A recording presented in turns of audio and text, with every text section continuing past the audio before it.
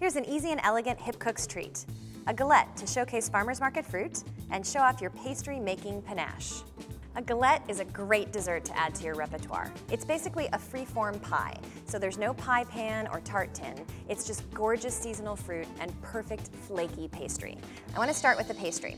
The dry ingredients in this recipe are 2½ cups of all-purpose flour, some fresh thyme leaves, a little bit of sugar, this is about a tablespoon, and I'm going to use about a teaspoon of sea salt. The first thing I want to do is get the dry ingredients in the Cuisinart and get them aerating. This means I want to add a little bit of air to them and also combine them nicely. I love using the fresh thyme, it's so beautiful. Bit of sugar.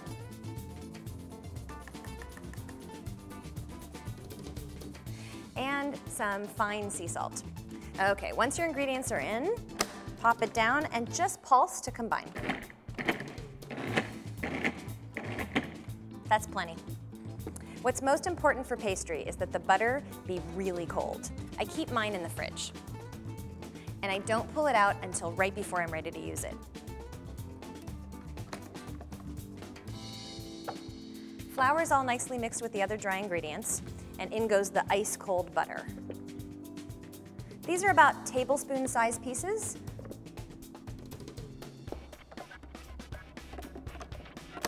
And I'm just gonna pulse to start to cut up the butter and coat it with flour.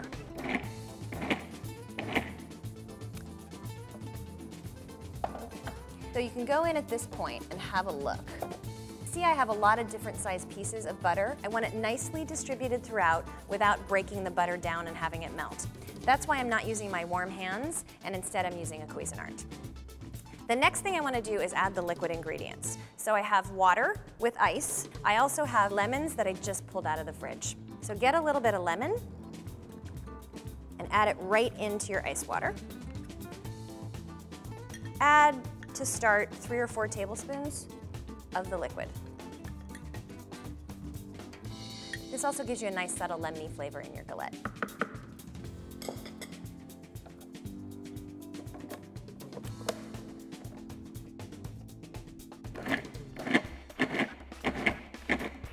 At this point, you're looking for pea-sized pieces of butter, and it's starting to get a little bit moist as the flour begins to absorb the water and the lemon juice. So the way to test if your dough is done is get your hands in there, and it's really dry and crumbly right now. Give it a squeeze and see if it holds together. Still kind of falling apart, so that tells me I'm going to need a little bit more moisture. Maybe another couple tablespoons of your lemon juice and water mixture.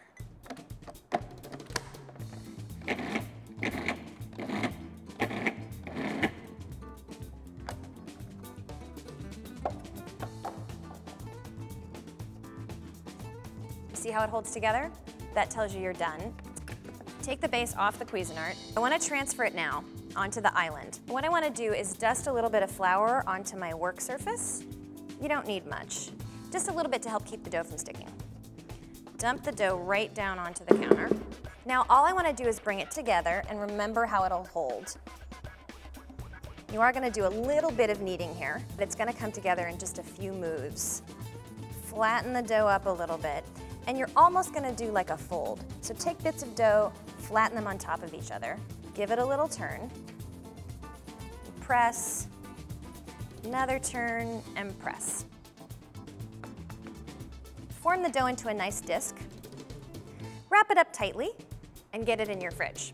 You're going to need about 30 minutes of chill time on this, up to, I would say, a day or so. If you're going to hold the dough for more than a day, pop it in your freezer, and then you can leave it there for up to 3 months.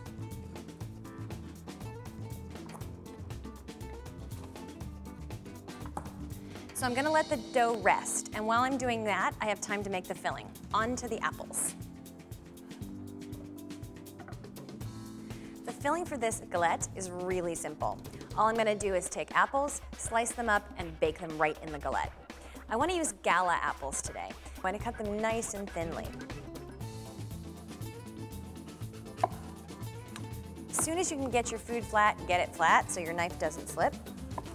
And then just work your way around the core. From here, I'm just gonna do razor thin slices. You can do chunkier apples, like maybe 1/4 of an inch. I'm doing about 1/8 of an inch slice on these. While you're working on the apples, toss them with a little bit of white wine or some lemon juice. You just want to get some acid in there so that the apples don't oxidize and turn brown.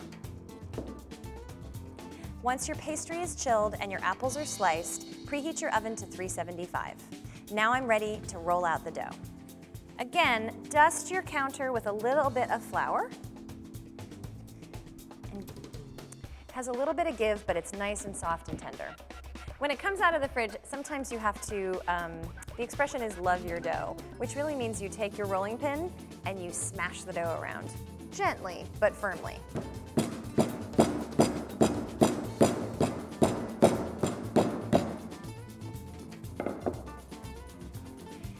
Loving your dough just begins the process of starting to soften it so that you can roll it out. So every time I use my dowel, I push and I turn about 1/4 turn on the dough. So push and turn. The key is to not let your dough stick. So you always want to be able to keep it moving. You want to roll the dough until it's about 1/4 of an inch thick. And for a galette this size, I would say somewhere around 16 inches, but please don't go get your ruler, just eyeball it.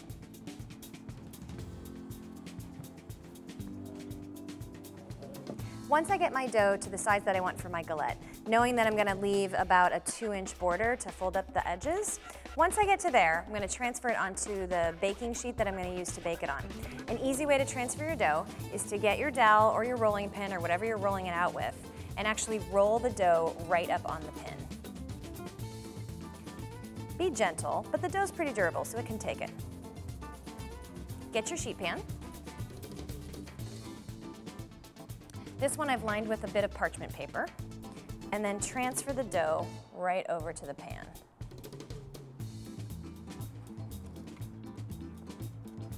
Piece of cake.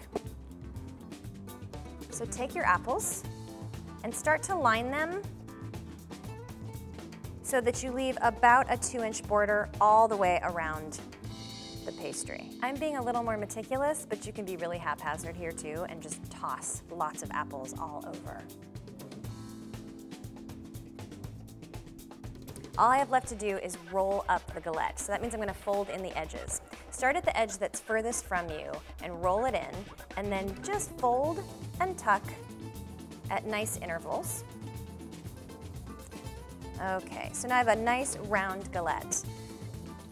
So I'm just going to take the liquid that the apples were protected in, which is mostly white wine, and I'm going to brush it all over the crust.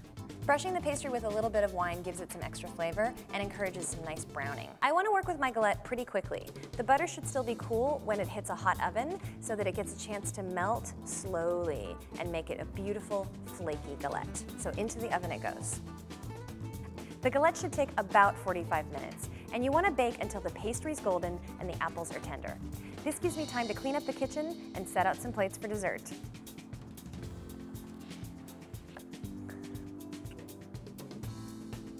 The galette is done. Tender apples and beautiful browned crust. While it's cooling, I'll make a glaze to finish it. What I have here is about 1/2 cup of apple jelly. I'm going to use about the same amount of white wine, so this is about 1/2 cup going in here. And lastly, of course, I want some fresh thyme in there.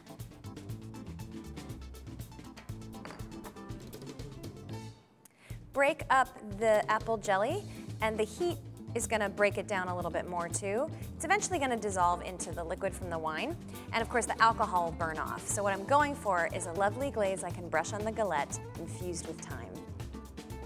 Brush the warm glaze all over the apples. Use as much as you like. This gives the galette a glossy finish and also enhances the apple flavor. And that's it. Serve warm from the oven and just glazed, or add a dollop of creme fraiche with some zested lemon and fresh thyme.